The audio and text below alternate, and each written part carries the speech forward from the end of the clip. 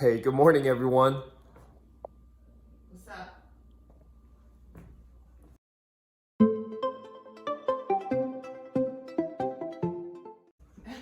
Anyway, so today's video is a video for those of you who've ever used the services of Pod, and that is don't procrastinate in getting your pods empty.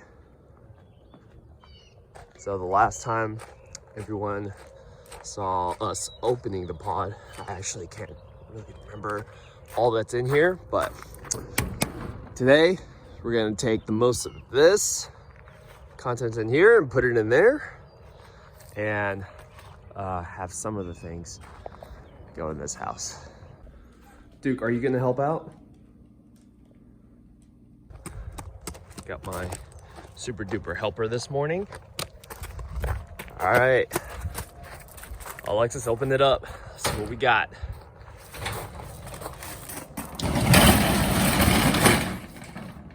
Oh my. This is what we got. It's like a Christmas present to yourself, except it's all the stuff you already bought and you just really forgot, so it's not a Christmas present. It's just stuff you gotta take care of. It's just a bunch of stuff. Like, Zoe doesn't even use this anymore. Why did we save this? Makes no sense. All right, let's get started. All right, we are gonna go outside and help Andrew. I am more dressed today than I have been in forever, but I'm still wearing sweatpants. I can open the door. Come on, Duke. Where's my shoes? Ah. It's nice outside. Alexis, Yes, Are you from- I went to a bike ride. from the future, Huh? are you looming on a motorcycle? No. Let's go take a Let's go take a look at what we got out here. All right, so let's talk numbers. Why do we use pods, as well as how much we paid for pod services. So if you're finding yourself wanting or having to make a decision on whether or not you want to get a bigger U-Haul truck or use a comprehensive moving service or a pods delivery system, such as the one we did, I hope that after I go through these numbers, it'll help you in making your choice. So before I get started, I want to talk a little bit about why we used pods. It was the,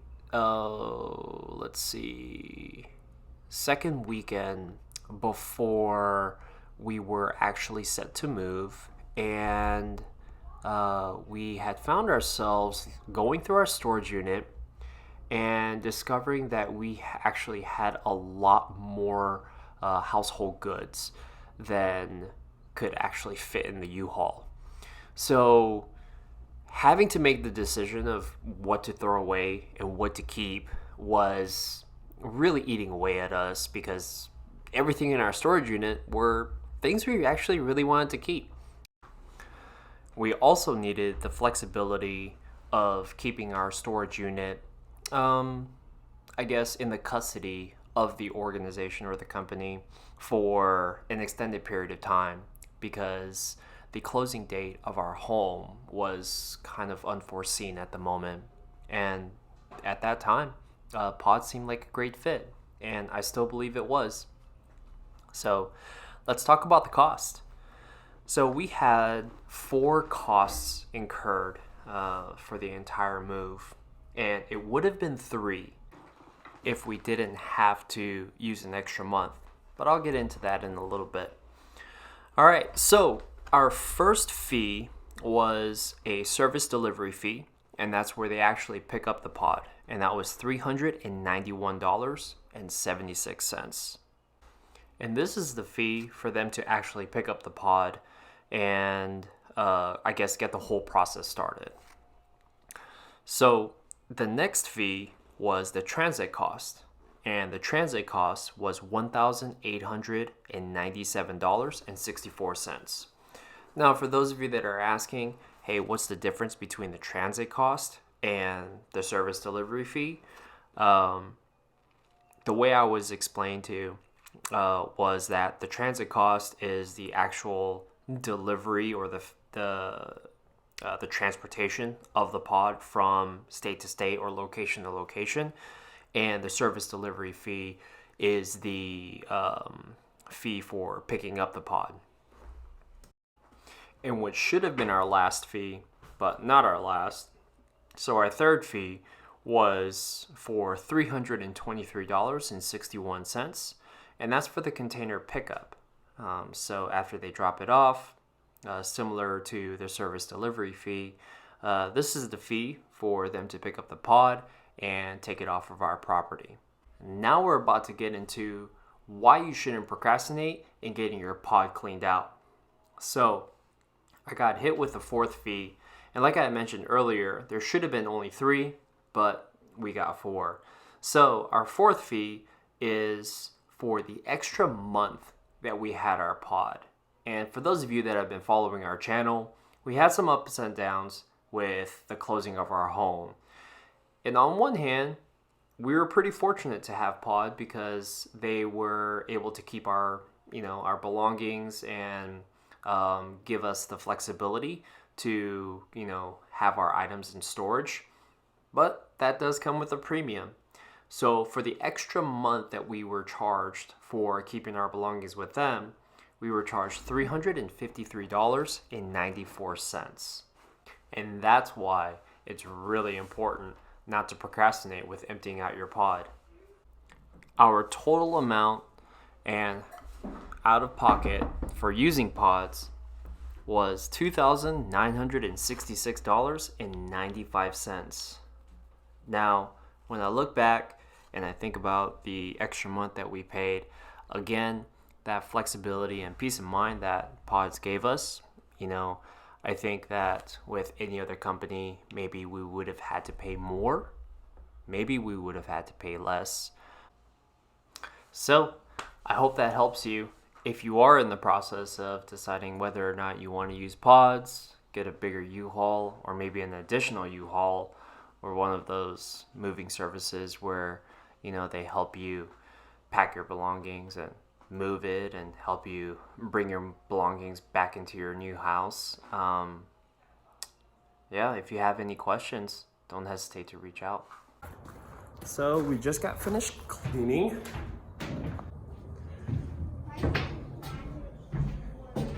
As I like to tell myself, treat other people's property as if it were your own. That was there, I promise. So we are finished. And let's take a look. Kind of looks like a yard sale. I was so helpful. Yeah? Super helpful. Hi, Zoe. I got my own bar. Yep. We just finished unpacking our pod. We keep saying pods, even though there's only one. With help from our son And now it's empty. and Alexis. All right. Anywho, let's go show you what we've been doing. And yes, I have been cleaning and moving things in and out of the house with a baby on my back.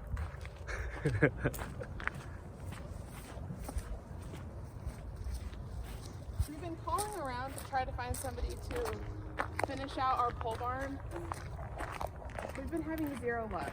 So if anybody lives in the Tennessee area and you're watching our videos and you know how to get this handled, because we're about to start calling carport companies. We just want to get it done. Like it's not us procrastinating. We've been calling and nobody wants to take money. I don't know. Anywho, so this is the stuff that we have. Moved it from there. But then there's some other stuff that we did already bring into the house. Yes. Yeah. I mean, I don't feel like it's that much. I just feel like it's normally things that you would keep in your garage if you are like a little bit of a hoarder and you don't want to throw anything away. Like a spray paint. But it's a beautiful day. So it was nice to kind of get started and doing some stuff earlier in the morning rather than wait Andrew said he's going to go try to find just a couple of really big tarps to cover things up just in case it rains. Yep. Now it's just a matter of organizing the rest of the stuff that we've brought into the house. Thankfully, I don't feel like there's a lot of things, but most of it's just going to go in the kids' room, I feel like, at this point. So, yeah, that's what we did today.